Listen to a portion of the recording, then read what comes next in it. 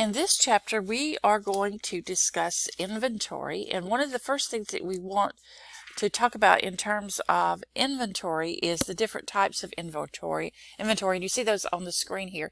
You can have raw materials, work in process, and finished goods. That's what you learned in accounting. Raw materials are items that are purchased and transformed. Work in progress or processes, items that are in process. They've already been started. They're not at the raw material stage, but yet they're not finished goods. And the finished goods are what are sold to the customers. Components are things that you have that are partially assembled to be used in the final product.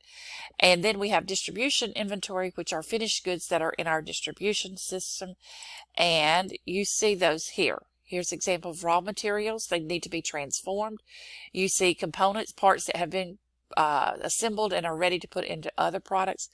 Work in process are items that are still being transformed. Finished goods are what the customers want. Distribution inventory is finished goods on the way to the customer. But there's also one more kind, and that's called MRO, maintenance, repairs, and operating, which would be like your toner for your copier, your paper clips, your cleaning supplies, and so on. So different types of inventory are anticipation inventory that you have on hand for future demand. So for example, if you were stocking up items in the case of a hurricane, you might have extra bottled water on hand, etc., or gasoline. Fluctuation inventory is also called safety stock inventory that you have on hand just in case that someone needs it or demand is just a little bit higher than usual.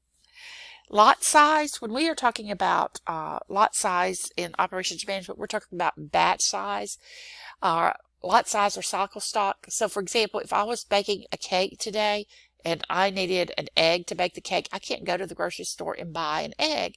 I would have to buy them in batches or lot sizes of 12. So I may not need 12 eggs, but I have to buy 12. So I have inventory on hand because of that.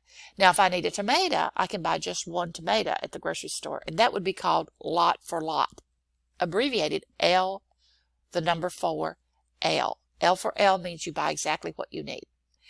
Other inventory that we have is called transportation or pipeline inventory that's in between, moving between location. Speculative inventory you have on hand just in case that there is a future event. So you may think that your supplier is going to go on strike, so you would keep a little bit of extra inventory on hand because of that, or if you think there's going to be a shortage. And then there's inventory on hand for maintenance, repair, and operating. That's what we talked about, like the cleaning supplies you have and so on. That's how manufacturers use inventory. In service organizations, we still have some inventory, some types of goods that we have in our organization. So we do have to maintain control over those as well. There are 3 different objectives we have in inventory management systems. We want to provide good customer service. In other words, if a customer wants it, we want to have it on hand. At the same time, if you have too much inventory, it could become obsolete. You cannot sell it. And it costs in terms of space and money to keep up with extra inventory. So while we want to have good customer service, we want to have cost-efficient operations. We want to lower our inventory investment. So here are those 3 types of inventory objectives, and this is how you can measure it. For example, you can measure customer service in terms of how many items are shipped on schedule, in terms of cost-efficient operations, how much you get in terms of quantity discount, or how many items are produced in a batch. In terms of inventory investment, how much you keep on hand in terms of weeks or days of supply that you actually have. And there's more of those customer service level schedules that you can look at, measurements that you can look at. There is a measure in managing inventory called inventory turnover, and you can calculate that by taking the annual cost of goods sold and divide it by the average inventory.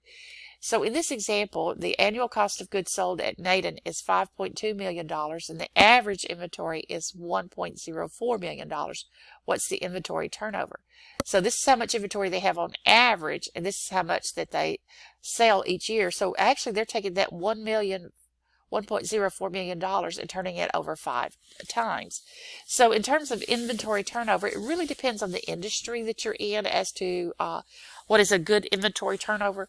So if you had 5 inventory turnovers for bread, that would be terrible because you were only turning over your stock of bread 5 times a year, and so that would be some moldy bread.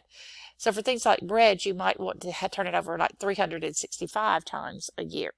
Whereas large equipment like bulldozers and so on, you would have fewer inventory returns. So you just have to look at the industry you're in to see if you're doing well or not. Another measure that we have is in terms of weeks of supply, where you take your average inventory on hand and divide it by the average usage. So in this case, the previous example, remember their 1.04 was how much million was how much they had on hand on average, and each week they use $100,000. So that means on average they have 10.4 weeks of supply. So here's how you calculate weeks of supply. You can calculate months of supply, days of supply, and so on. In those terms, if you were trying to do days of supply, you would divide by average daily usage. If you're doing months, average monthly usage. You can even do it as well in terms of hours. So when we are looking at inventory costs, there are 3 relevant inventory costs: how much the item cost itself, how much you pay for the item, and the cost associated with making that purchase. There's holding cost, which is cost of carrying an item in inventory. Sometimes that is called carrying cost. And with carrying cost, that's like your warehouse space, the risk, and so on. We'll talk more about that in just a moment. But the cost of having items in inventory costs you something. Then capital cost, the cost or the investment that you have in the inventory, can lead to opportunity cost. That's money that you can't spend on something else. There's ordering cost, the cost that it costs to place an order in terms of going out and checking your inventory, contacting vendors, and actually placing the order. There's also shortage cost, the cost of not having it when a customer wants it. That could result in a lost sale or a back order, and you may have to give the customer a discount if they're willing to wait. Risk cost, if you have items in inventory, they become obsolete. For example, if you have too many tennis shoes or sportswear, sports footwear, after this year, it may not be something that would be attractive to customers. There's also the risk cost of damage, deterioration, bananas. If you have too many bananas and you can't sell those, then they ruin and you can't use them. Same thing at Valentine's Day. If you have too many roses, they become obsolete or they deteriorate. Storage costs for the space, workers, and equipment that you that are incurred in having inventory. There is a way of classifying inventory, but before I get to that, let's look again at the different types of costs that we have. When we are looking at holding cost, there are 3 types of the holding cost. There's the capital cost, the storage cost, and the risk cost. Okay? Those are your types of holding costs. So when we look at holding costs, they could be due to the capital cost, storage cost, and the risk cost.